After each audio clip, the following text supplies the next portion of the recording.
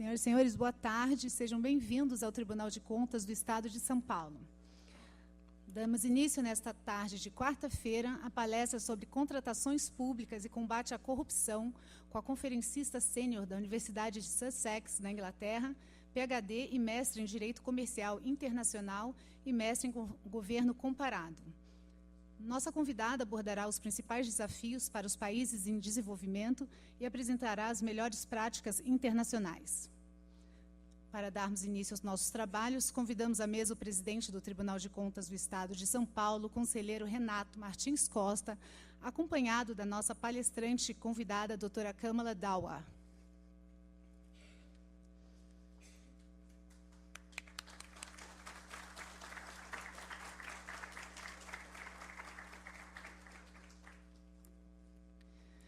Gostaríamos de registrar e agradecer pela presença do conselheiro Domingos Augusto Taufner, vice-presidente do Tribunal de Contas do Espírito Santo, do auditor substituto de conselheiro Alexandre Sarquis, procurador-geral do Ministério Público de Contas, Rafael Neubern Demarque Costa, e o procurador da Fazenda do Estado, Karim José Feres. Com a palavra, doutor Renato, presidente do Tribunal.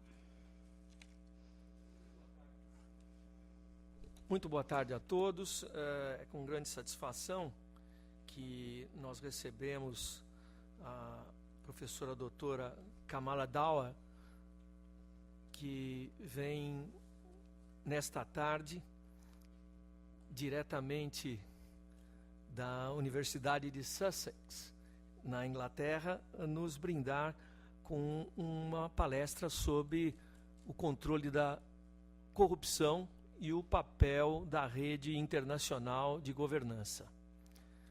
Não há tema mais atual, considerando o caráter, muitas vezes, transnacional das ações corruptivas, especialmente nas grandes obras em que há a associação de capital estrangeiro com empresa nacional, capital nacional com empresa estrangeira, ou capital inteiramente estrangeiro e empresa inteiramente estrangeira.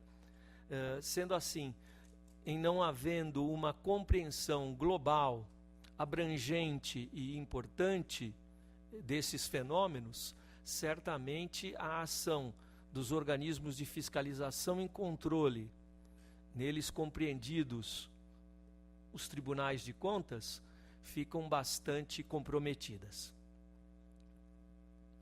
Há uma diferença substancial entre os mecanismos de controle externo da administração pública do Estado brasileiro e da Grã-Bretanha.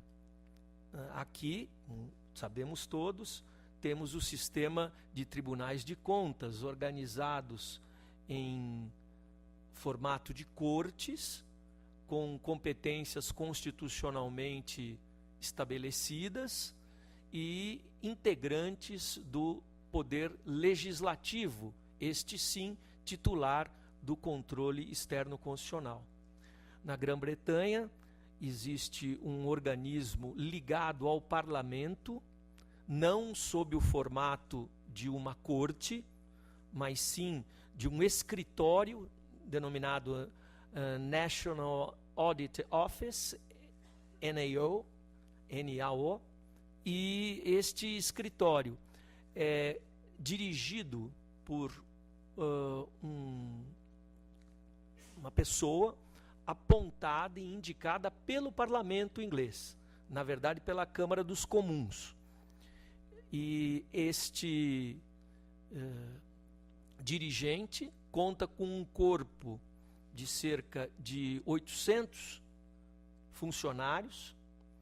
Esses 800 funcionários não são funcionários públicos, não estão ligados a nenhuma esfera de governo ou do próprio parlamento, eles são funcionários do NAO,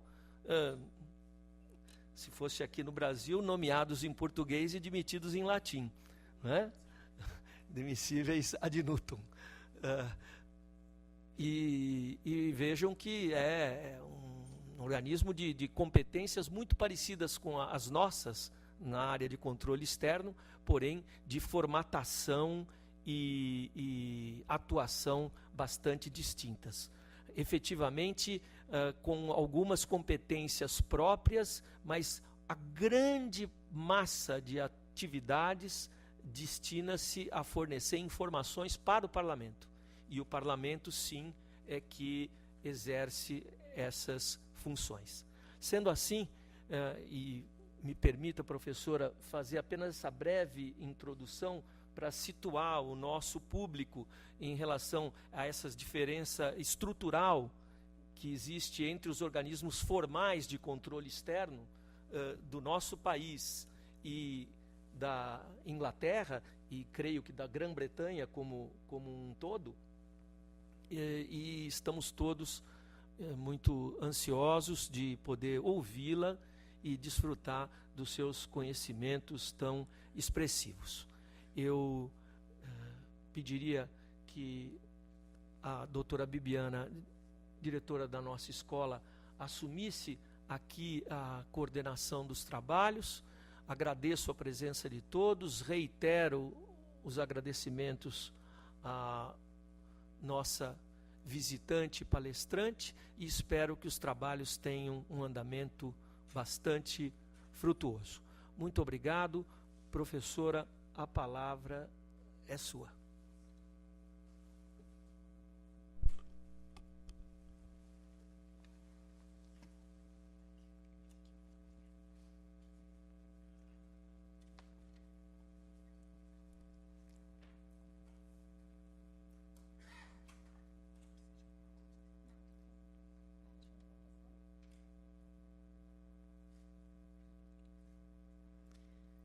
Boa tarde a todos. Antes de passar a palavra para a professora, eu gostaria de convidar o Guilherme Jardim para participar da mesa também, ele que fez o primeiro contato com a professora, para que possa contribuir também com esse debate. Então, passo a palavra para a professora.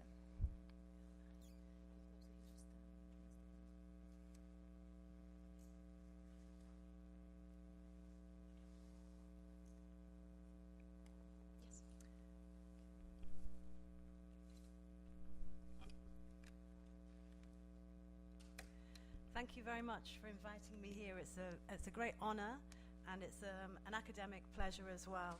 So thank you very much, Guillaume, and thank you for inviting me. What I want to talk to you about today is really about the international framework that tries to regulate corruption and tries to inculcate kind of norms for domestic regimes to absorb and to implement. So I'm going to talk, what I call it is international network governance, and it's about the creation of global public goods in the form of corruption control. So really, I think we all know that corruption and procurement go together very well. Wherever there's a contract, there's a possibility for corruption. It doesn't matter where you are, whether you're in the United States, in Sweden, in Switzerland, or in Brazil. Procurement is very prone to corruption. But it's more devastating in developing countries because there is less money to go around, there are less resources, there are more poor people, and often public procurement is pro-poor. It's about providing public services, goods, hospitals, schools, roads, things that poor people use more than rich people. So we should also think that good public procurement methods are very pro-poor.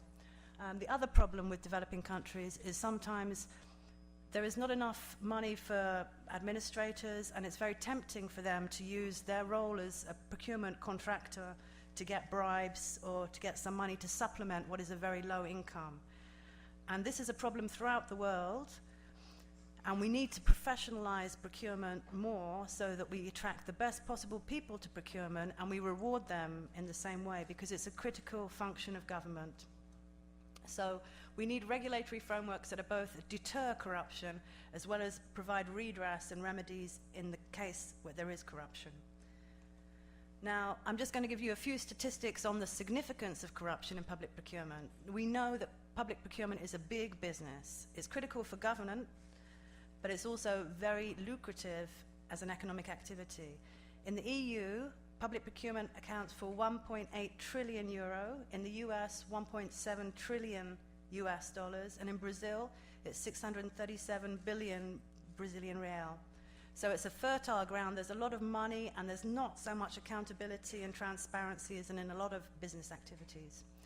So the OECD, it estimates that 20 to 25% of every procurement contract just leaks. And when you consider the money that we're talking about, 1.7 trillion, 20 to 25% of that just disappearing is a huge deadweight loss for government, but also for taxpayers. And taxpayers are the ones who often don't think about the fact that it's their money that is paying for these public procurement contracts. So in the EU, and we think, well, the EU is a developed jurisdiction with a lot of regulation. The EU is a pioneer in procurement regimes. In the EU, they estimate that 18% of every public procurement contract is a loss. 13% is pure corruption, and 5% are grey cases of corruption. You can't prove whether it's mismanagement or corruption or just inefficiency. And this is another reason why we really want professionalization of procurement, because these grey cases, maybe sometimes it's just inefficiency, too busy, it's not pure corruption, and yet actually the end result is the same. So I just want a few sensationalist discussions about the consequences of corruption. The losses from poor procurement practices in situations of scarcity are very important in terms of health, education, infrastructure. There was one study. It's very difficult to say what does corruption do. It's very difficult to actually find a direct causal link between corruption and something. But there's one study I found, and what they did was they used earthquakes, the seismic tremor of an earthquake as their control group, and they looked at different countries where the same earthquake size happened, and they looked at the corruption rates of the countries, and they found that poor construction practices can turn a moderate earthquake into a major disaster. They concluded that 83%, this is a whopping majority, of all deaths from building collapses in earthquakes over the past 30 years have occurred in countries where they've had abnormally high levels of corruption in public procurement. And we can see this, actually, we can demonstrate it, because the same earthquake seismic factor happened in New Zealand, in Haiti, and in China. And we can see what happened in New Zealand. Not one person died in that earthquake, whereas you can see in China, it was the public buildings, it was the hospitals, it was the schools, it was children that were killed, and in Haiti, complete disaster. So we can say, okay, corruption kills, and we need more of this evidence to show how desperate it is, especially for poor people. Now, the concerns, this is not an exclusive list, but we know bribery and gratuities, conflicts of interest, collusion, fraud, improper disclosure of information. This happens post-employment, the revolving door, where you go out of your job as a procurement agent with actually sensitive, confidential information, and then you go into the private sector and you use that information, and then maybe you come back into procurement again, and so you're actually creating a network of nepotism in some way. So there are so many areas that we're concerned about, which is why it's a never-ending challenge. But the overarching assumption of corruption control is that this anti-corruption perspective, it has to permeate the whole system. It can't just be a few elites or a little island of clean bureaucrats. It has to permeate the whole system. The whole system has to be zero tolerant of corruption. And we have seen countries where this can change, where the attitude towards corruption can change from being, for example, Botswana, an African country, diamond, resource rich, all the problems that a lot of countries have, but they are the least corrupt country in the whole of Africa, and their corruption levels are the same as Western Europe in some areas. So you can change. It is possible. This is not path dependent. It's not like once you have corruption, it's there forever. No, if you permeate the system with a zero tolerance, you can change. And Singapore, for example, there are several, Norway, Sweden, they weren't always corruption free, and now they're pretty strong on corruption control. So we need effective compliance regimes. And what I'm going to talk about today are really about the external oversights. It's not just internal oversight that's necessary, we also need external. Because as we know, sometimes it's very difficult to change from within. Okay, so third party or external oversight. The conventional oversight has been domestic. It's been managers, it's been auditors, it's been inspector generals. Well, we're talking now about supplementary oversight. We need protest, dispute mechanisms, we need whistleblowers, we need media. The media is so important in this. In Sweden, which we think is an advanced democracy, which is transparent and corruption-free, they had real problems with procurement, but it wasn't until the media got the story about how badly the Swedish government was spending its money when it built roads, then we had a critical mass from society that actually demanded good governance and accountability. So actually the media is critical in showing ordinary people, taxpayers, how badly their money is being spent, or conversely, how good their government is. So actually it's, if you can't spend properly as a government, your legitimacy is undermined in the eyes of the population. So international agreements, maybe there's more call for this. So this is what I will talk about today. Now, I'm going to call it international network governance because there's a whole variety of mechanisms that are now appearing with norms and guidelines about what good procurement is. We have the Uncitral model law, which is a UN body. We have Uncap, which is the United Nations Convention Against Corruption, which is directly and explicitly about corruption control. Then we have the World Trade Organization, and there are negotiations on transparency in government procurement agreement, which are multilateral. But then we also have what I'm going to focus on today, the plurilateral agreement, which is the government procurement agreement. And Brazil is an observer, and Brazil has been an observer since last year. So Brazil is now becoming interested in how this treaty works, how this body works, and what does it mean for corruption control. Then in addition to that, we have regional trade agreements which have corruption provisions. The CETA is almost based on the WTO provisions on corruption control. We have the OECD. I know Brazil is not a member of the OECD, but their guidelines and norms are quite well known generally. Then we have the World Bank, their country procurement systems, they kind of do a little report just to show how corruption has been changing within different countries. And then again, we have non-governmental organizations such as Transparency International, for example. So there's a lot of bodies that are actually concerned with procurement at the domestic level that are becoming more and more important. And this is what I call network governance. All right, so let's look at Uncitral. Now, Uncitral contains no explicit reference to corruption control. I think we all know that corruption was kind of the elephant in the room. No government wanted to actually talk explicitly about corruption in its country, partly because maybe it was implicated in the corruption, or partly it was embarrassment, but no country actually wants to admit that there is a problem with corruption. And this is represented and reflected in the fact that Uncitral doesn't mention the word corruption. What it does say is, in Article 21, exclusion of a supplier or contractor from the procurement proceedings on the grounds of inducements from the supplier or contractor as unfair competitive advantages or conflicts of interest. Okay, so they talk around the topic by talking about unfair competitive advantage and conflicts of interest, but they do not mention the word corruption. Okay, the United Nations Convention Against Corruption. They do, of course, talk about corruption, but these are soft norms. The same with Uncitral. It's a model law. No country has to implement it. Nobody has to take any notice of it. And it's the same with this convention. So Article 9 is directly about public procurement and management of public finances. And they say each state party shall, this is binding, obligation, but without an enforcement mechanism, in accordance with the fundamental principles of its own legal system, must take the necessary steps to establish appropriate systems of procurement based on transparency, competition, objective criteria in decision-making, and that are effective, among other things, in preventing corruption. So the word corruption is suddenly on the international level. And we have a whole variety of different areas that each system shall address. The public distribution of information, that's transparency, conditions for participation.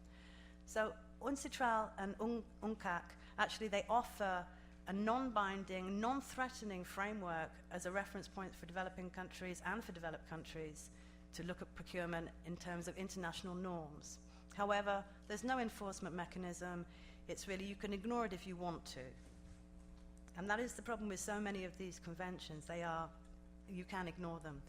So Uncitral, in Recital 4, it calls for closer cooperation and coordination with other international organizations and organizations active in the field of procurement law reform. Okay, so it's talking about how we need to cooperate. No organization is an island in corruption control. We need to work together. So Article 9 has had a significant influence in the drafting of Uncitral model law. It calls for an independent domestic review mechanism, and it monitors conflicts of interests. Whereas the Uncitral model law implicitly provides the structure that Uncap calls for. So it's almost like governments are saying, we understand there is this corruption word, and we know we have to deal with it, but let's deal with it in a very gentle way. Let's not rock any boats. We don't want to have any major problems, because we know that when there is a corrupt entity in government, often they're quite established, and it's quite difficult to root it out without creating major instability. So Uncitral actually implicitly provides what the United Nations Convention Against Corruption calls for, but again, we have no enforcement mechanism and we have no remedies. So this is where it gets interesting. The United Nations Convention Against Corruption and the World Trade Organization Government Procurement Agreement. Here we have in the preamble recital, and we know that the preamble is a non-binding, but it does add color and texture and meaning towards the objectives of the entire treaty. Under the Vienna Convention, the preamble should be discussed when you're talking about the objectives of an agreement. So the Government Procurement Agreement in the WTO, in the preamble, it recognizes the importance of transparent measures regarding procurement, of carrying out procurements in a transparent and impartial manner, and of avoiding conflicts of interest and corrupt practices in accordance with applicable international instruments such as the United Nations Convention Against Corruption. So they're all starting to reference each other. But the interesting thing about the WTO GPA is actually the cautious restraint of governments about using corruption control in treaties has gone. The WTO GPA references Uncap in the preamble and corruption control in a binding provision. So this is actually a hard law framework which is importing these soft law recommendations and guidelines, and it's giving them traction when it comes to enforcement. So Article 4 of the GPA, General Principles, is unprecedented on the international level in saying that a procuring entity shall conduct covered procurement in a transparent and impartial manner, in a manner that's consistent with the agreement, using methods such as open tendering, selective tendering, and limited tendering. It avoids conflicts of interest, and it prevents corrupt practices. This is a shall. This is a binding commitment by the parties to prevent corrupt practices. It's the first time that's happened in the international arena. So what would happen if there was, for example, one party of the GPA was manifestly allowing for corrupt practices to happen in its procurement processes? It was letting it happen by just tacitly ignoring it. Okay, well, there is a direct enforcement of this GPA, and there's a violation claim. That's a direct violation. And so we can say the interpretation of government action under the WTO is not limited to laws and regulations enacted by the government. So could a governmental blessing or coordination of a corruption be construed to bring it within the ambit of a direct violation of the WTO GPA? You've allowed this corrupt practice to go on. It's affecting the rights and benefits we are owed under this obligation. Therefore, I should be able to have a dispute over this. Now, the GPA indirectly anyway it addresses corruption. It asks for non-discrimination, it asks for transparency, it asks for a bid challenge mechanism at the domestic level. The problem with this is that if a government is structurally or systemically corrupt, the chances are the bid challenge mechanism is also going to be a weak institution. So you cannot say just because we have a domestic bid challenge system, that means that we're addressing and dealing effectively with corruption, because it is probably part of the same structure that grew and nurtured the corruption in the first place. So here we have something that goes beyond a domestic challenge mechanism. If I think, for example, the US is corrupt in its procurement practices and that's affecting me as a supplier trying to enter into those markets, I suddenly have an avenue, a legal avenue for redress. Okay, so the non-violation claim, and this is even more interesting as a legal principle.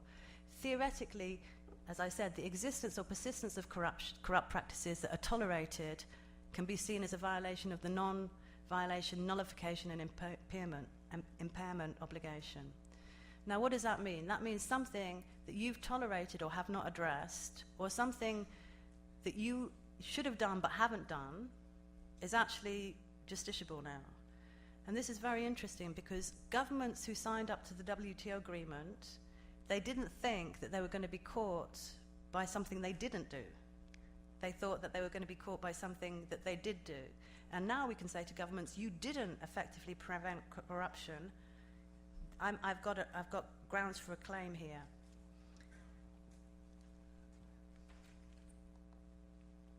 So, what would happen?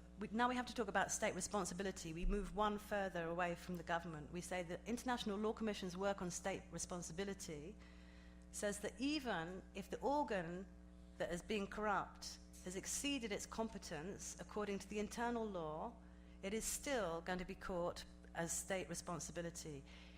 Even if you employed somebody and they went beyond the bounds of their contract and did something that they were manifestly not told to do, that's still your responsibility.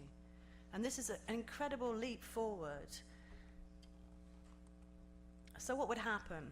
Under Article 20, the Consultations and Dispute Settlement Mechanism, where any party considers that any benefit accruing to it directly or indirectly under the agreement is being nullified or impaired, or that the attainment of any objective of this agreement is being impeded as a result of the failure of another party to carry out its obligations, or the application of another party or parties of any measure, whether or not it conflicts with the provisions of the agreement, may, with a view to reaching a mutually satisfactory solution, have recourse to the dispute settlement understanding in the WTO.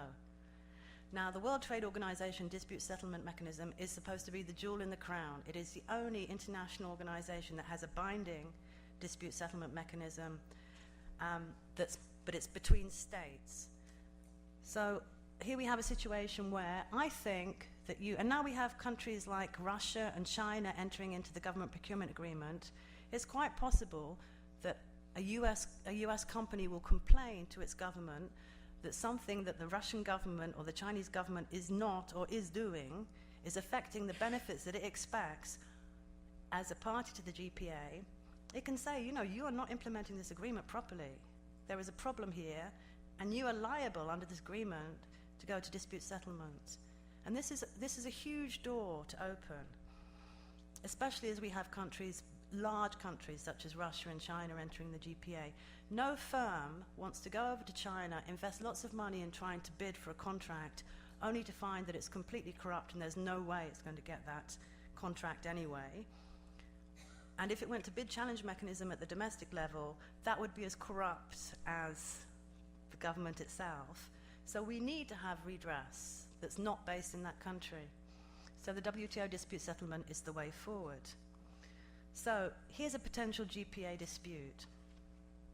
This is a true case, and it's been going on. It's the GDMA US Navy scheme, and I don't know if anybody knows about this because it's been going on for a long time.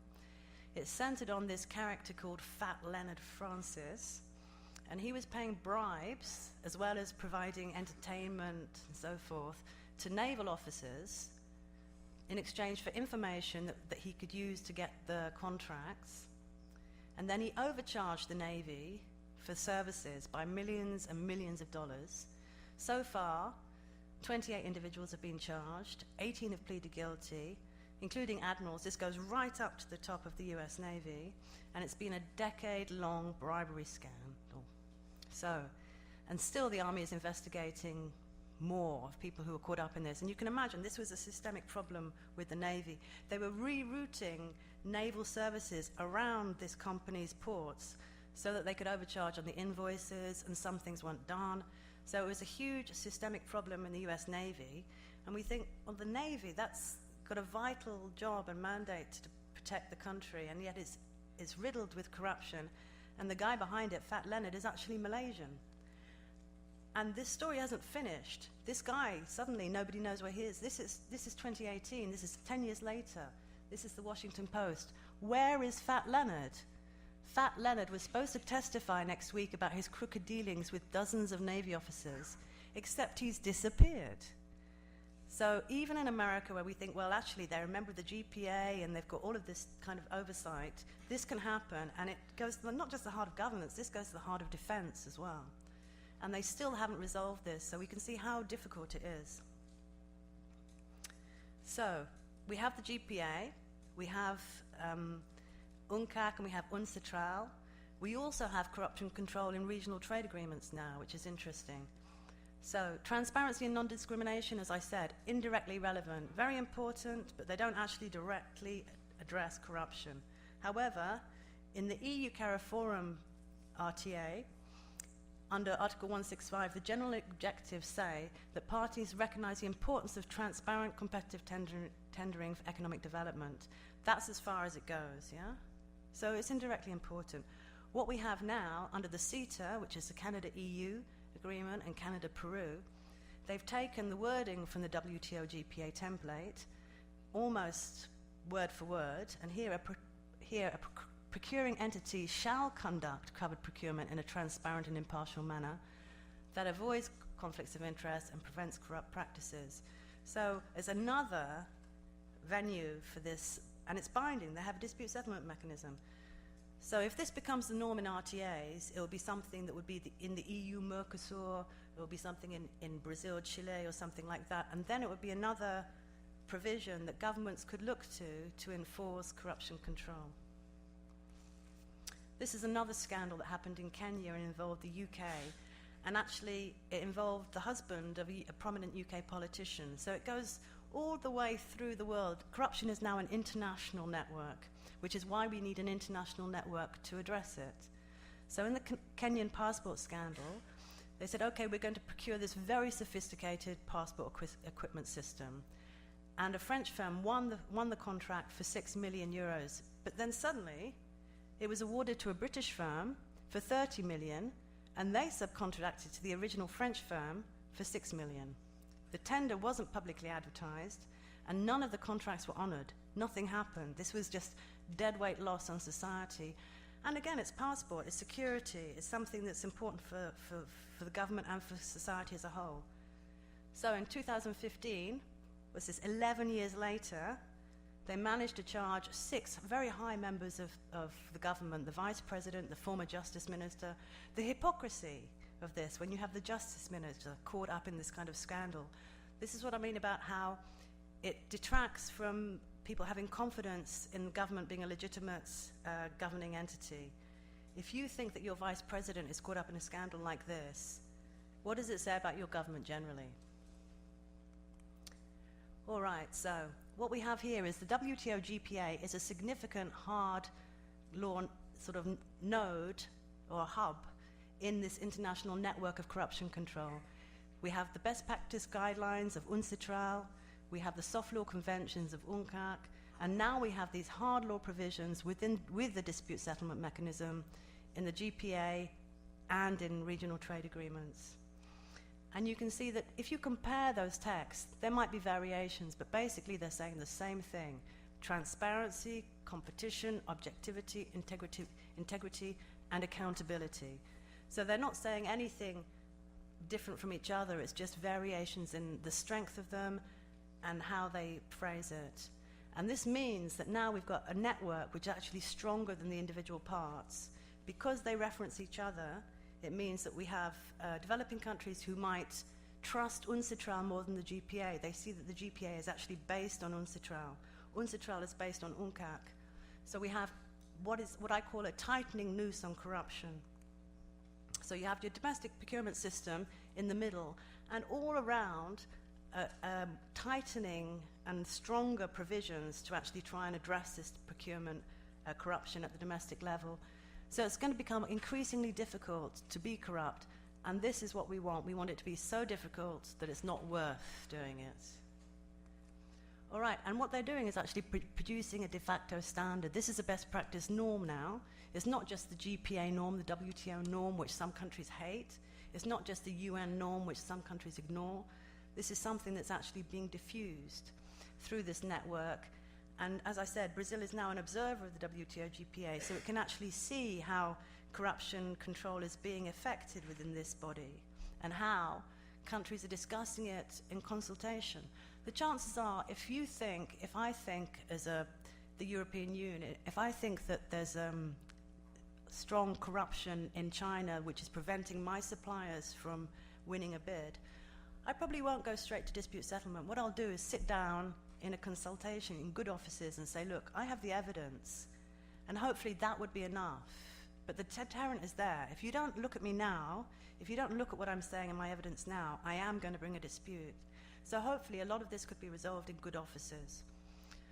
And the momentum is moving because RTAs are now a stepping stone. They're increasingly bringing in these principles. All right, so this is what I think is a global public good. Some regulatory activities are not preferential. If, for example, I have a competition authority and I'm regulating my private sector with competition authority, I'm not excluding outsiders from benefiting from my competition regime. If I'm transparent about my documents, I'm not excluding people from this transparency. So actually we say it's a global public good. It's non-excludable and it's non-rivalrous. My corruption control is not going to exhaust, and I'm not going to penalize non-contributors. The fact that I'm clean affects everybody, whether or not you've had anything to do with me becoming clean. So it's a global public good. And this is what we want. We want to produce these global public goods. And these synergies from corruption control networks actually brings this global public good together. So my concluding considerations here are really, how best can a country like Brazil harness this international network? What challenges will you face in meeting these norms? Presumably, your legislation is pretty much for corruption control itself, so how can you harness extra dynamic to push these forward and actually do something with your corruption legislation? Could Brazil negotiate a regional trade agreement with a stronger binding provision? For example, Brazil-Chile, Brazil-Peru. Would it be in both countries' interest to have this there? And is there a case for Brazil to accede, now it's an observer, to accede to the WTO GPA? It's not about market access here. We're talking about the regulatory synergies, the non-market access aspects of these agreements, which are so important for giving meaningful market access to your provisions. I can go into a trade agreement and open up all of my procurement entities for you to bid, but if I'm so corrupt, it doesn't mean anything at all. So in some ways, good governance comes before the market access. If I go to China now as a procuring a supplier, what does it matter to me whether China's joined the GPA or not if I'm not getting satisfactory access into those markets that you've promised to me under this agreement? So you have nullified and impaired the expectations that I had from going into this agreement with you. Therefore, I'm going to implement my rights to have a dispute with you under the binding dispute settlement mechanism. And if you lose, you have to compensate me. And this is where the rubber hits the road, and it's never happened before in an international treaty. So here are some meta resources that are quite useful, but more, I'm interested in hearing your questions. Thank you very much.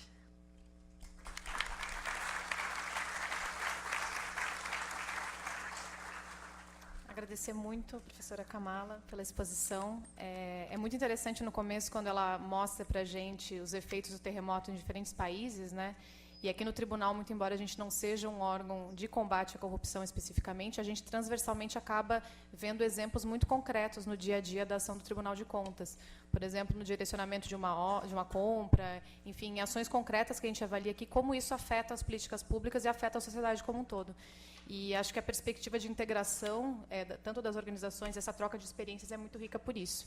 E aproveitando essa troca de experiência, antes de abrir para o público para perguntas e comentários, eu queria passar a palavra para o Guilherme, que acabou de retornar também de uma experiência fora do Brasil, para que ele faça as primeiras considerações.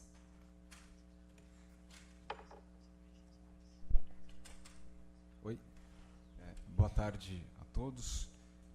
Gostaria de, em primeiro lugar, agradecer à professora Kamala Dawar pela presença, por ter aceitado o nosso convite de estar aqui hoje conosco. Agradecer ao Tribunal de Contas do Estado, a doutora Bibiana, que organizou esse encontro com maestria, e também um agradecimento ao governo do Reino Unido.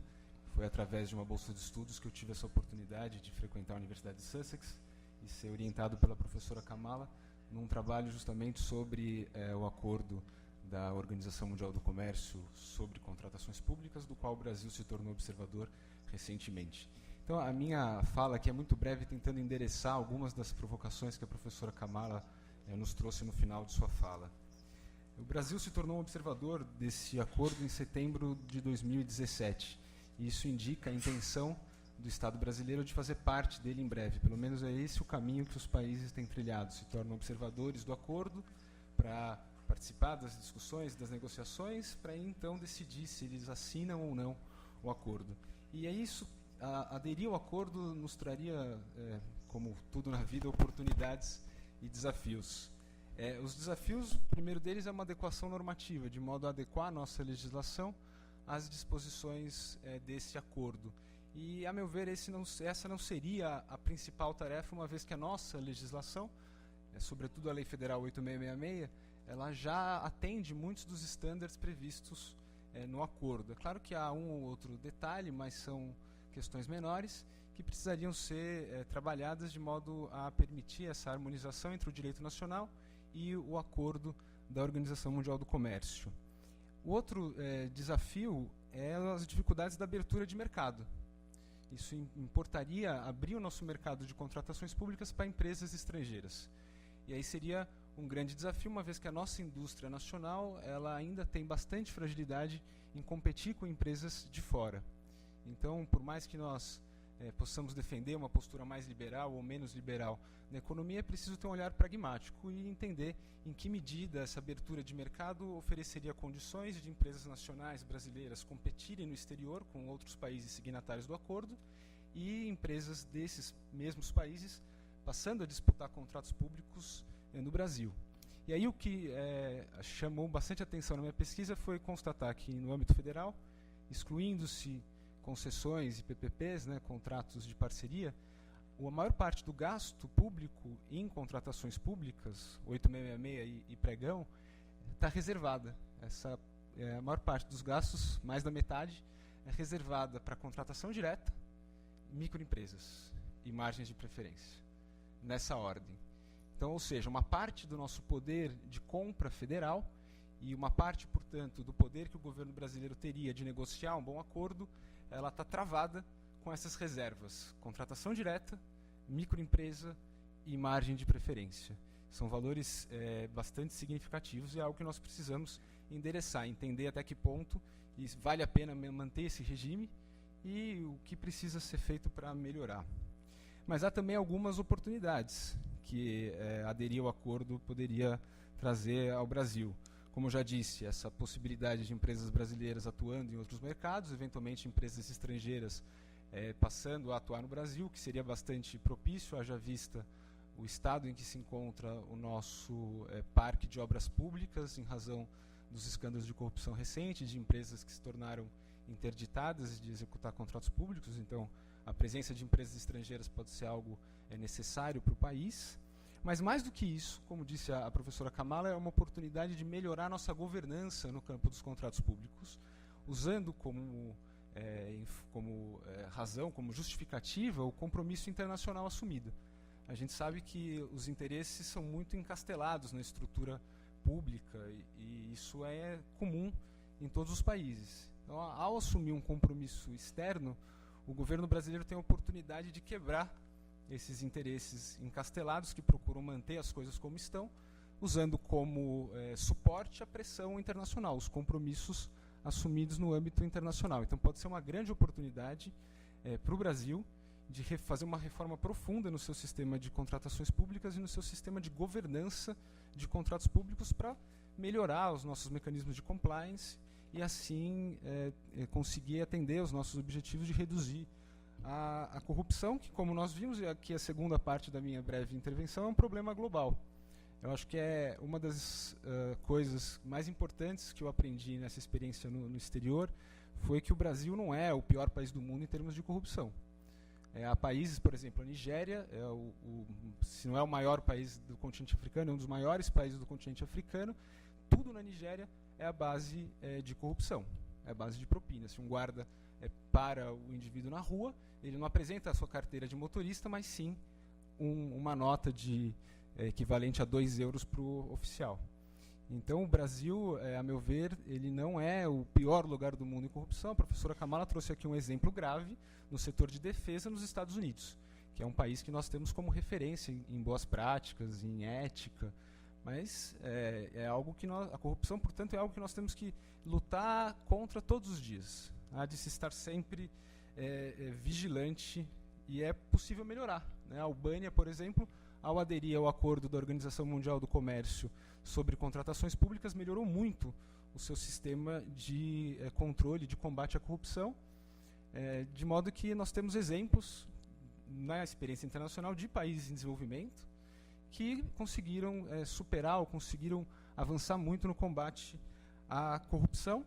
E aí a terceira parte da minha intervenção é que o Tribunal de Contas do Estado já tem procurado fazer isso. Como disse a doutora Bibiana, não é um órgão de combate à corrupção, como é a Polícia Federal, como é o Ministério Público, mas é um órgão que tem um papel importante, porque tem acesso às informações que as entidades jurisdicionadas são obrigadas a fornecer, e com essas informações o tribunal pode mostrar para a sociedade como o dinheiro público vem sendo empregado, pode, através dos mecanismos de transparência que o tribunal adotou de uns anos para cá, inclusive os índices que medem a efetividade do gasto público, mostrar para o contribuinte como o seu dinheiro tem sido empregado e qual é o custo da corrupção. Então, um papel bastante importante que essa corte vem desempenhando, como disse a professora Kamala no início, trazendo transparência, trazendo à luz como que o dinheiro público é usado e quais são os prejuízos que a corrupção traz, como nós vimos recentemente quando o tribunal faz as suas auditorias operacionais e vai visitar em loco as escolas, os hospitais, os presídios, para ver como que o dinheiro chega ou não chega, justamente nas mãos daqueles que mais precisam, que são as pessoas menos favorecidas do nosso país.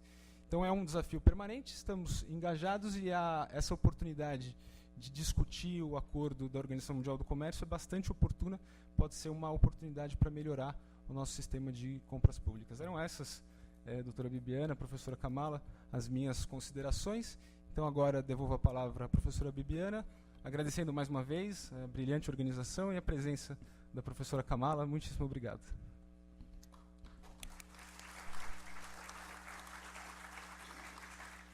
Obrigada, Guilherme. Agora a gente vai abrir para o público para perguntas. Quem eventualmente tem alguma pergunta, por favor, levante a mão que a gente vai levar o microfone até você. Só pedimos para identificar o nome. Aproveito para saudar o juiz, foi meu professor na PUC também, Silvio Luiz. Prazer tê-lo aqui hoje.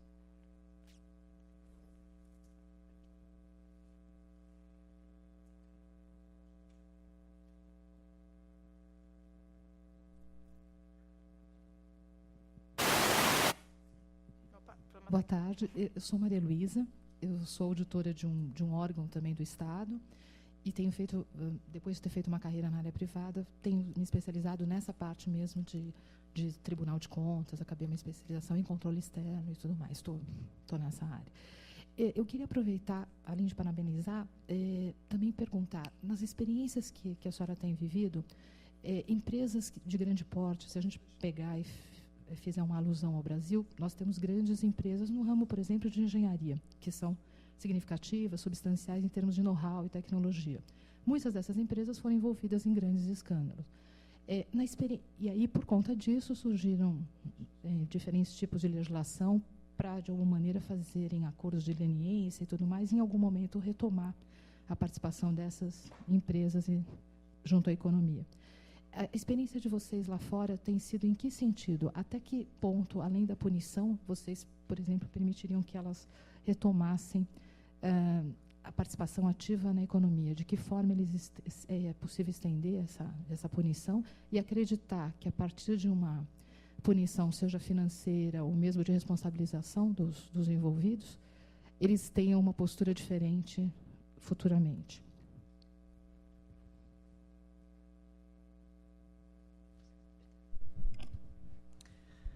It's a very interesting question.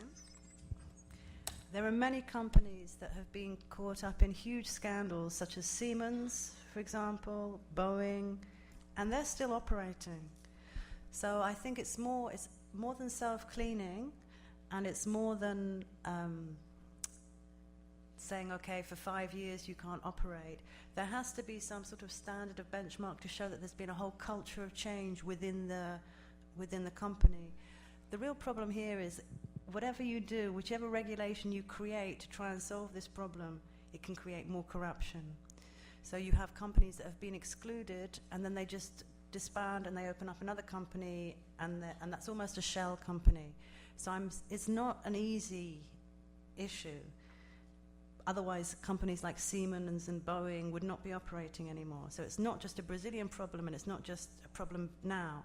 I think it's about this whole idea of compliance, redress, and monitoring, and making sure that after a period of being excluded, the burden is on the company to show that they have actually cleaned themselves up, and there has to be sort of guidelines and benchmarks that they have to prove. The burden is on them to prove to you that they have changed their culture. It's not easy, but it's a start. Whereas before, I was talking earlier today about how Siemens was caught in a big scandal. It started off as an investment issue in Argentina. Argentina expropriated the investment of Siemens, and then they went to tribunal, and Siemens was awarded 231 million in compensation for this expropriation. And then the Argentinian government said, oh, but by the way, we've got very solid evidence that you got that investment through corruption in the first place. Now you think, isn't this great? Actually, now Siemens is being caught in the act of trying to get money compensation for this. It's being caught for this corrupt contract. The problem was then neither party wanted to have this public. So Siemens agreed to drop the compensation claim, and then they went behind closed doors and they sorted it out between themselves. So Siemens lives to fight another day, and the Argentinian government didn't have to pay compensation. So it was a win-win situation for both of them, but that didn't give us, as citizens, any confidence in Siemens' behavior. And we talked about Nigeria, how companies get contracts in Nigeria. It's very corrupt and it's very difficult. But how do you actually penalize a company without making it go bankrupt and you lose your own industry? And I realize here in Brazil, following scandals, it has knocked out so much industry that what is Brazil going to do apart from invite international companies in to replace this industry? So I think this is an area where it has to be on a case-by-case basis almost. You have to say, prove to me that after the 5 years of exclusion, you have changed in some way, and show me, and it has to be a demonstration effect. I can't see there's another way. There's not a formulaic way of proving this. It has to be done on a case-by-case basis. And so many companies get away with it. Mais alguma pergunta? Tem na frente, Marco.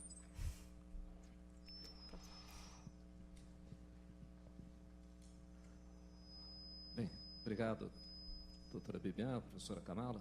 Meu nome é Joaquim Perrelli, eu sou da casa, funcionário da casa, servidor da casa, da área da jurisprudência. E a pergunta direto no ponto é com relação a paraísos fiscais. Existe alguma diretriz, algum procedimento, quanto aos paraísos fiscais, apenas dando uma ajuda à tradução, tax havens? São 69 paraísos fiscais no mundo. E a gente vê pela imprensa, pelas notícias, pelos casos que a gente analisa muitas vezes, a dificuldade de rastreamento, de rastreabilidade das remessas, das trocas de recursos, enfim, tudo aquilo que está implícito na corrupção e na utilização desses recursos, e que ficam mais agravados, mais difíceis ainda de ser rastreados, uma vez que existem sigilos fiscais, sigilos bancários.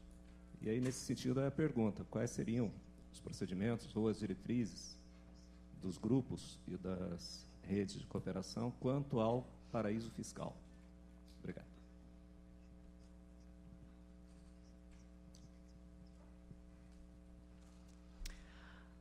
I suppose because we talk about procurement being a government activity, we don't so much think about the tax from a government and how that's being used if it's in a Panama or it's in Cayman Islands. So it's much harder to look at how if governments actually invest in these tax havens, and I don't think they do. I think it's individuals. And the reason why it's so difficult from a procurement point of view is that we're looking at government behavior, we're not looking at individual behavior. I think one of the hardest things in the UK, for example, when we had the scandal with the Panama Papers, is that there was a lot of media censorship on this. It was seen as a public interest to keep quiet about exactly who was investing. So, for example, and I don't want to invite any lawsuits, but for example, our royal family don't get the same exposure to the media that the rest of us do, and yet they are the richest people in our country. And obviously, if people were going to create tax havens for themselves, they would be the ones who would be looking for it. And we don't get to hear about it because of the newspapers, the media are told not to report on these for sort of public interest or public security reasons. However, we do know from the UBS, the Swiss bank case, and the United States how aggressive the Americans have been coming after UBS as a tax haven for individuals, that things are changing in the banking system, and it is becoming harder and harder for certain tax havens to survive. I don't think Switzerland is any longer a tax haven because international scrutiny on their banking practices and lack of transparency in their banking practices and confidentiality are being questioned. However, I realize that Switzerland has for decades and decades been that tax haven. So how long does it take to change other jurisdictions? Unfortunately, I don't think public procurement have those tools because we're usually talking about private or company wealth, not government wealth. And that's the sad part of it here. We only look, and talking about this corruption control, actually the International Law Commission on State Responsibility, it only addresses bribes that have been paid to government officials. It doesn't deal with the private sector bribes or the people who are giving the bribes. It only deals with the state side. So until you find a sort of connection between the government and the tax haven, it's very difficult to address it through procurement. I hope that makes sense. It's not very hopeful. Passar a palavra para o Marco Martorelli, extremamente atuante, professor e advogado nessa área de compliance. Então, Marco, por favor. Muito obrigado, Viane. Parabéns a você, ao tribunal, ao Gustavo também, que é parceiro de sempre, e muito obrigado pela oportunidade de compartilhar, professor, os seus conhecimentos. Só um breve comentário antes da pergunta, porque a senhora certamente foi informada que esse é um tribunal administrativo, né? Não é um tribunal judicial.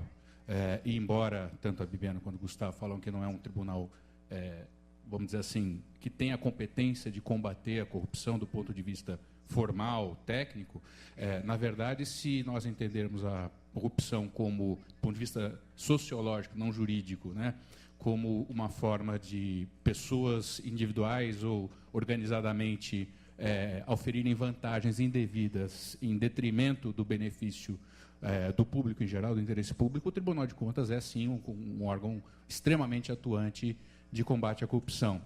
A nossa legislação recentemente fez 5 anos, a nossa mais moderna legislação, né, de combate à corrupção, o marco legal dela, a Lei 12.846, chamada Lei Anticorrupção, embora ela tecnicamente não seja uma lei anticorrupção, mas foi o marco legal do Brasil. E nesses 5 anos nós vivemos vamos dizer assim, o reinado dos advogados criminalistas e não dos profissionais, dos advogados do direito administrativo. Isso, para nós, na prática, vamos dizer assim, deu um problema muito grande com relação à segurança jurídica da governança que se faz no combate à corrupção, da aplicação dos conceitos e das normas de compliance. Ou seja, uma empresa que vem investir no Brasil, ela pergunta qual é a legislação aplicável, você apresenta para essa empresa a legislação aplicável, mas você fala assim, bom, então significa que se eu for pego numa determinada situação, se eu tiver que fazer uma autodelação, eu faço um acordo no CAD ou no Tribunal de Contas e está resolvido? Não.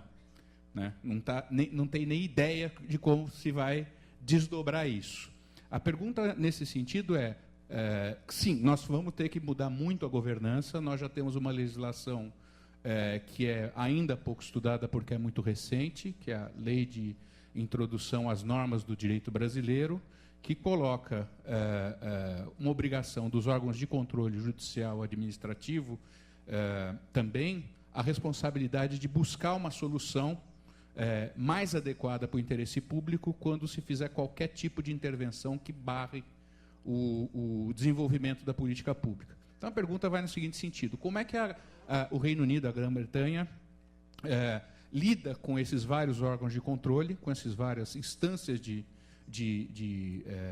controle, de combate à corrupção, se existe uma forma de se tratar o único problema com todos esses órgãos e ter uma segurança jurídica do resultado dessa ação, seja lá qual for. E a segunda pergunta tem a ver com enfim, eu sou fundador da Associação Brasileira de Ouvidores e Ombudsman.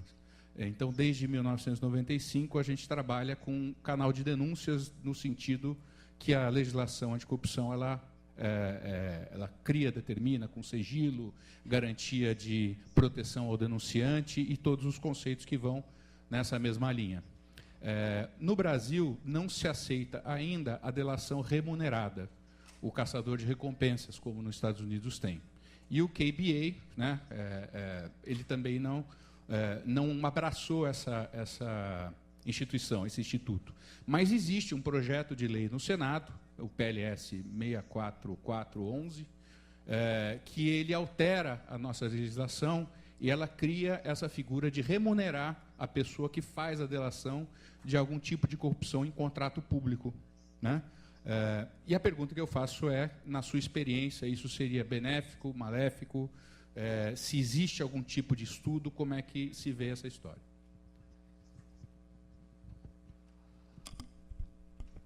Okay, well, I will address the second question first.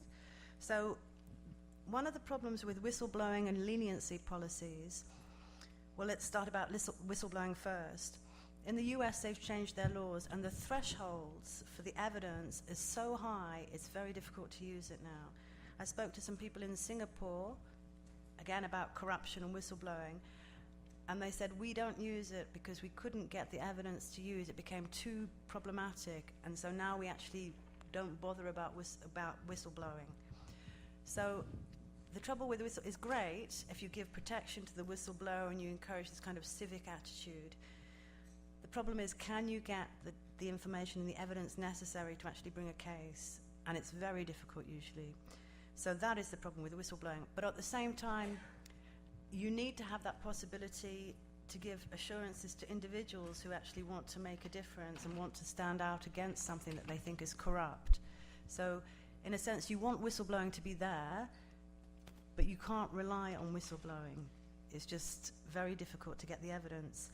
When it comes to leniency policies, yeah, I used to think as well, this is counterintuitive in some way. What you actually going to reward somebody who's been involved in a cartel or collusion,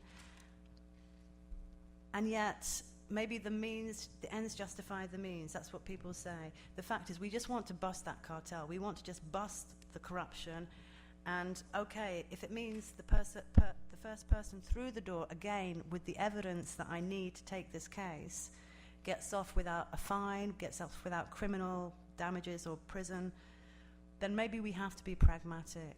Maybe it's just another tool in the box. It's not going to be the panacea, it's not going to solve all the problems in the same way that whistleblowing is, but it changes the incentives. And a lot of game theory has been done around corruption and how do you break those cartels and those mafiosos. And this is just one way of changing the game theory. The fact is, if I think that basically the game's up, somebody has found out we're doing something wrong, the faster I can go through that door and tell people, the cleaner, the faster I will come out of this without a problem. And yes, I do have a moral dilemma about it, but at the same time, when we see so many cases between Virgin Atlantic and British Airways and leniency policies, and it seems to work in certain cases at certain times, It's certainly not the only thing you can rely on. It's just one tool in that box. And in that way, I'd say we need them. But with whistleblowing, you have to make sure the protections are there. In the US, they've stripped back the protections for those individual whistleblowers. And so it's not very useful anymore because nobody is going to put themselves, it's a David and Goliath situation. Am I going to sacrifice myself for the greater good when I'm not going to have any protection at all? And we know that these mafiosos are very, very criminal. The fact is, if one person is talking, and we know with anti-corruption czars and gurus, their life is often in danger. In South Africa, the anti-corruption guru gets threats on his life all the time. So it's a struggle, but those are definitely good tools to have in the box. Just make sure that the protections are there for the individuals and the leniency policies aren't so generous. The first person through the door with evidence, okay, you don't get a fine. The second person, you're still going to get a fine, and you have to show me evidence, more evidence that will bring this case. It has to be very much the burden is on the person in the leniency policy. The first question I found more difficult to understand. It's about joined-up governance. Now, in the UK, of course, there's criminal law can be attributed to this, and also we have more extradition policies where we will send somebody to America if they've done something criminal over there. It has to be joined up. But a procurement office, and this is one of the things that I think a lot of people forget, a regular procurement agency or body traditionally has not been developed for any of these things. They've been backroom guys, not very well paid, not a great sexy job, no great career development plans. So the best thing that can happen is I get maybe 25% extra every month from a little bit of this, a little bit of that. It's very difficult. But in developed countries, the transparency and the accountability mechanisms and the non-discrimination demands should help that. I also think that it's this change in, one of the things I found very heartening when Guilherme came to Sussex University, and he came in the wake of a lot of scandals here in Brazil. I'm not going to pretend that that isn't in the room. And he is of a new generation that doesn't want to be part of that old guard of corrupt, nepotistic, elitist mafiosos. And I think that's a generational change, and it's an attitude. I said to my colleague who is working in Botswana in the Competition Authority, and Botswana is clean, you know, it's very difficult to get away. The expectation is that you're not going to be corrupt. I said, how did this happen, and how did you happen? He's just so legal rational. He said, Norway. He said, I went to Norway for 2 years. It is absolutely unacceptable, morally unacceptable for you to be involved in a corruption scandal. And it's nothing to boast about. In some countries, people boast about tax dodging. In Brussels, for example, in Belgium, people say it's a sport. Everybody's at it. It's acceptable. In an advanced democracy within the EU, where the EU institutions are, it should be morally unacceptable. If you said to me, I'm dodging taxes, I should be saying, why did you tell me that? I'm going to phone the tax office now. Or this app. I'm going to get on my app, and I'm going to send a photograph of you. It shouldn't be in our consciousness, and I think that's a generational change, which is why I was so heartened by somebody who's coming from a country where everything seems to be a little bit chaotic. Somebody saying zero tolerance, and I think that's really, it starts with individuals. You can have all the laws, you can have all the structures and all the regulations in place. If an individual is corrupt, they will find the ingenuity, the creativity of human beings when it comes to corruption is amazing. How people can spot a little loophole everywhere. We need to take that away, that game away from people. The incentives have to change, which is why whistleblowing is such a good idea, which is why leniency is.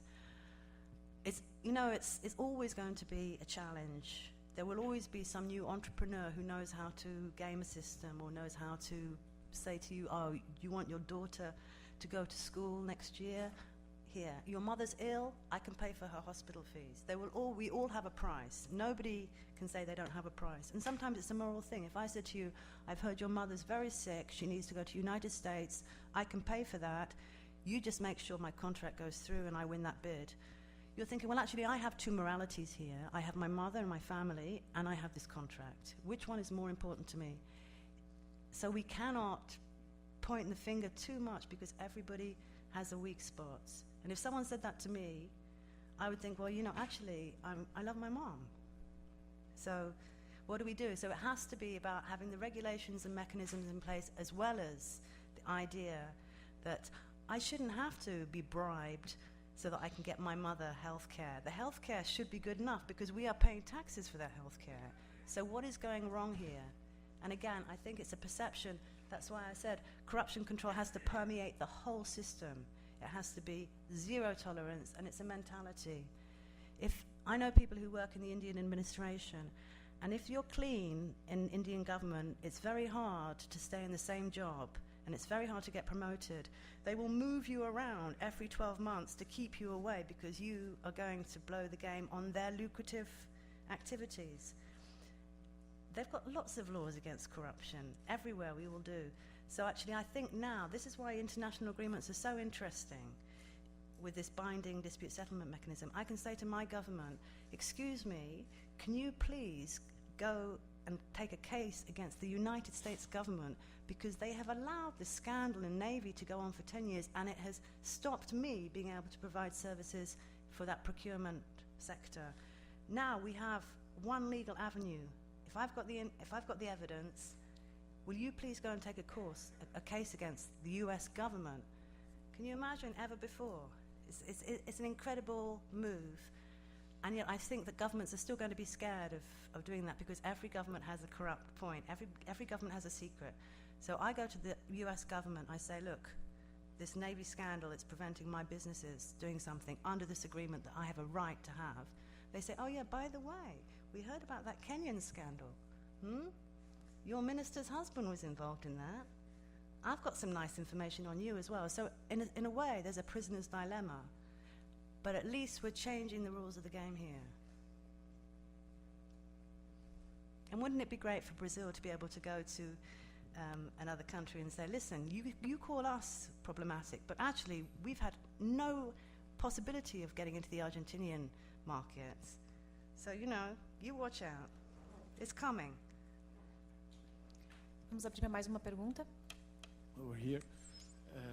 Eu sou Juliano Deliberador, integrante do Ministério Público do Estado de São Paulo, parte do meu tempo lotado na comissão de licitação do MP.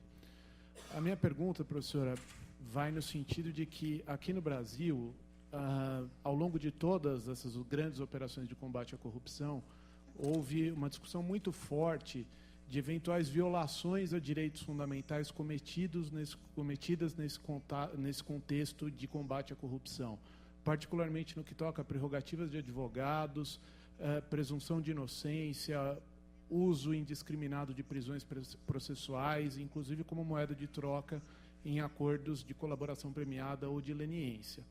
A minha pergunta é, o combate à corrupção demanda um passo atrás na proteção a direitos fundamentais, ou é possível harmonizar um contexto de plena observância dos direitos fundamentais, em particular de garantias processuais, no contexto do combate à corrupção?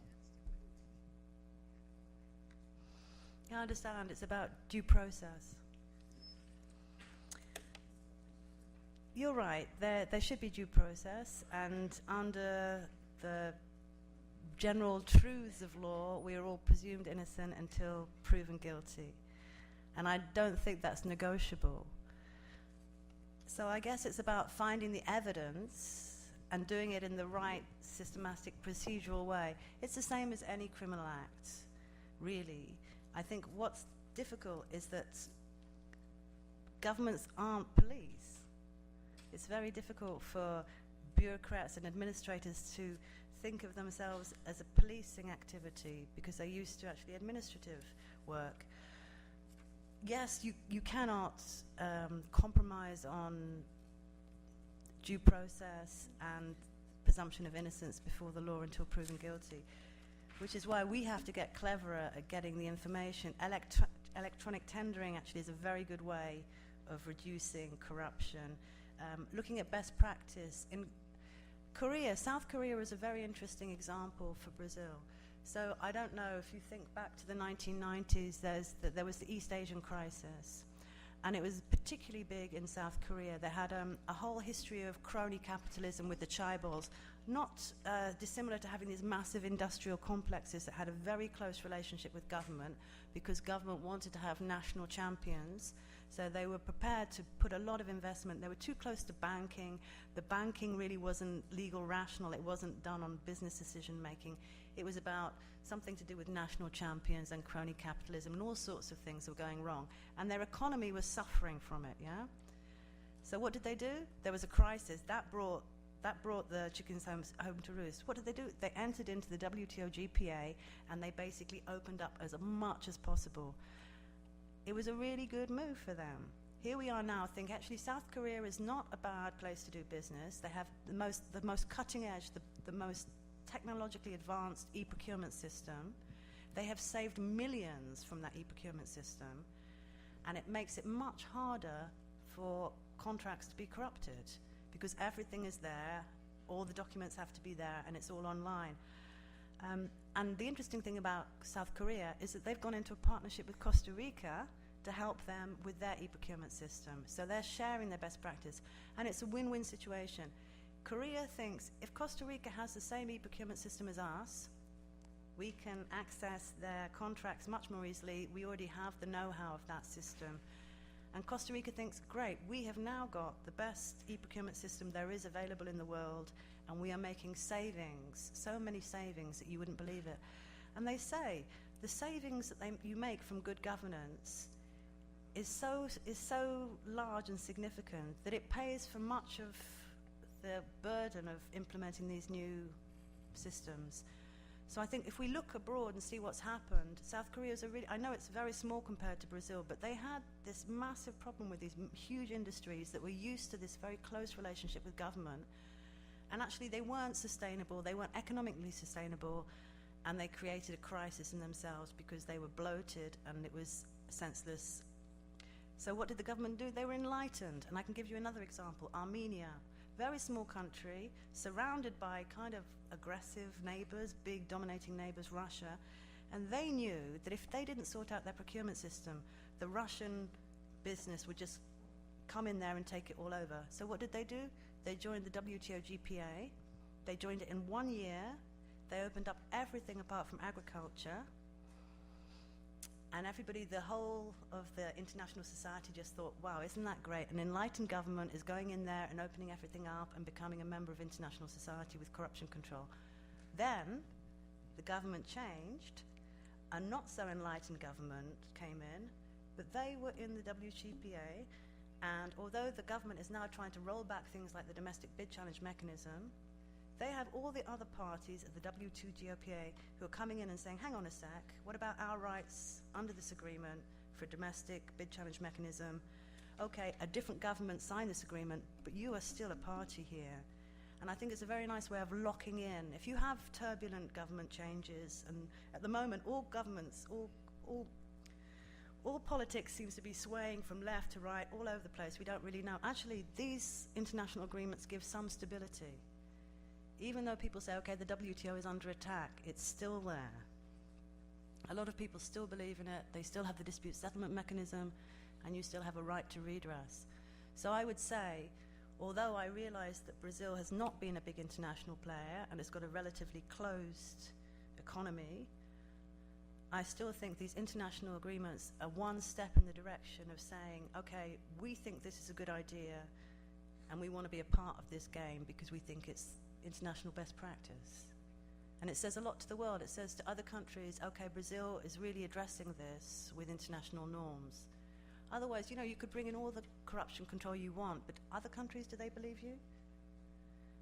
So there is a role, for, I do work for just as a disclaimer, I do work for the GPA, I do go and do technical assistance work with them, and I do think it's a very good idea. I don't want to come here and say this is what you have to do. But there is a good case. If you look at South Korea, if you look at Armenia, it doesn't matter what happens to government now, they're in there and they're obligated by those provisions, which include a binding provision on corruption control and conflicts of interest. So it's something to consider. But I think as Guillaume said, the thing is, people worry about these international trade agreements because as a relatively closed economy, if you open up, you're scared that these big companies are going to come in and the surges in imports are going to wreck what economy, what sort of industry you have here.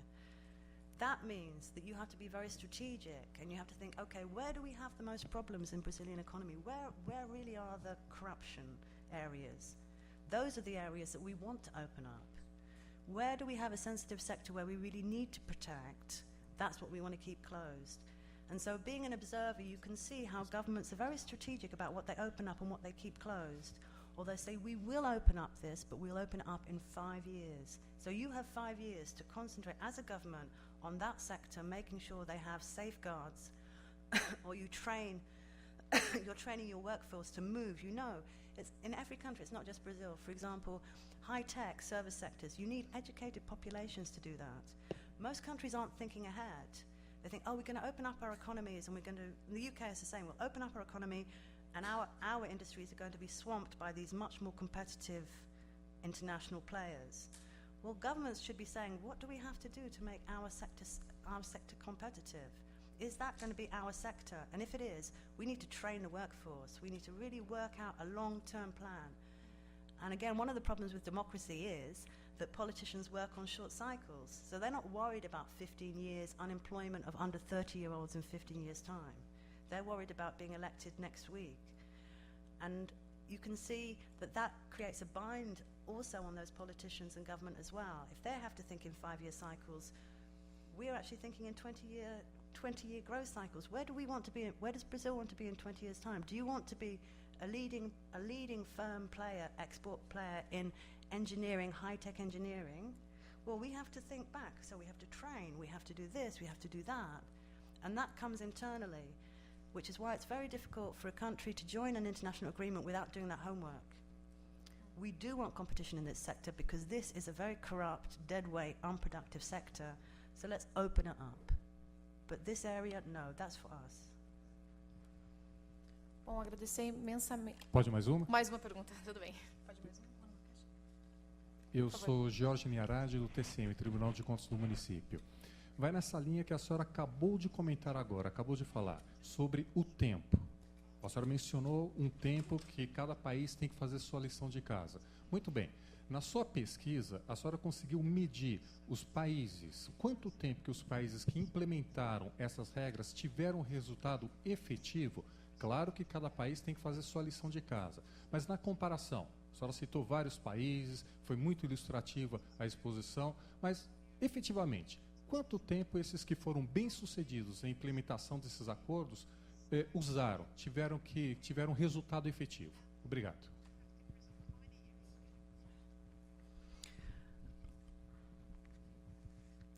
I think this really depends on your starting point. So, for example, Australia was an observer for 15 years.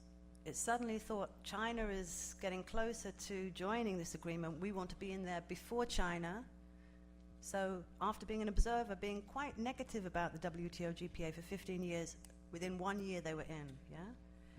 But they start from a very high starting point because they have all of these provisions in regional trading agreements already. So it's not much for them to move their negotiations from a regional basis to the WTO GPA. A country like Brazil is in a similar situation. To the other BRICS. India is also an observer. Russia's acceding, China's acceding. It takes a lot more homework because you're such a vast country and the interests in the different parts of the country are different. I would say, ballpark, it would take about 5 years for you to negotiate something acceptable to yourself. But in that time, you would be learning so much about your own economy and where your strengths and weaknesses are as an economy, because it's all about value. So the WTO GPA, you don't negotiate as with everybody at the same time. You negotiate bilaterally. So you would have one set of negotiations with the United States, and they would say, okay, well, our procurement is worth 1.7, 1.8 trillion US. What are you going to give us that's worth that? And then to do that, you'd have to go home and think, well, we're not going to open up our SMEs, but we should open up our transportation system, or we should open up our agricultural system, or we should do that. And then you think, okay, what's going to happen to the employment rate in this sector? What do we have to do to stop that shock to that community? Well, maybe we'll think, okay, we're not going to open this one up for 3 years. We've got 3 years to make sure we've got some safeguards in place for that element. It takes a lot of homework in a huge country. China has been in negotiation with the GPA for, I don't know, a decade or something, and the other parties are not happy with the offers that China puts forward, so they have to go back to negotiate. With Brazil, I don't think it's so complex as China. China has been much, much more closed. There's so much more state involvement in the economy than here, even though there is a lot of state involvement in the economy here. China is much, much more state-centered. Russia, I would say it would take them 10, 15 years. So, you know, I'm not thinking that Brazil would do the model of Armenia, a small country, or of Australia, which is very advanced in its procurement. I think it would be thinking, well, we should be an observer for a few years, and we should start, and our negotiations will probably take about 5 years. But that is good for us, because it means we have to do joined-up government at home, and we have to work out how we use special and differential treatment to lock in our development plan. You know, let's be enlightened. We need to open up in some areas. We don't have the industry anymore because of the problems of the past. So let's open up certain areas. Let's open up construction. We need that. Or we don't need that. And it's homework, and it's really hard work because it means consulting with loads of different government bodies, loads of different states, and also civil society, trade unions, and so forth. But it's homework that needs to be done anyway. This is part of sustainable development. You know, a government should know what its strengths and weaknesses are. It should know what it needs competition for and what it doesn't. And I think until now, until people have been looking at it in this way, procurement, because it covers so much economy and governance, people haven't been doing that joined-up government, smart procurement strategies. I would like to be able to say to this heavily protected section of society that is not doing the Brazilian economy any good at all, chickens don't vote for Christmas, but Christmas is coming, and, you know, we're going to retrain you, we're going to try and relocate you, we're going to try and do everything we can to help, but this is a reality. Brazil has to be strong. Bom, agradecer imensamente a presença de todos, em especial a professora Kamala, que disponibilizou o tempo dela, estava com uma agenda corrida para o Brasil e conseguiu encaixar essa tarde aqui de debate esses importantes tópicos, em perspectiva comparada, dividindo a experiência com a gente. Então, muito obrigada, professora, e uma boa tarde a todos. Obrigada.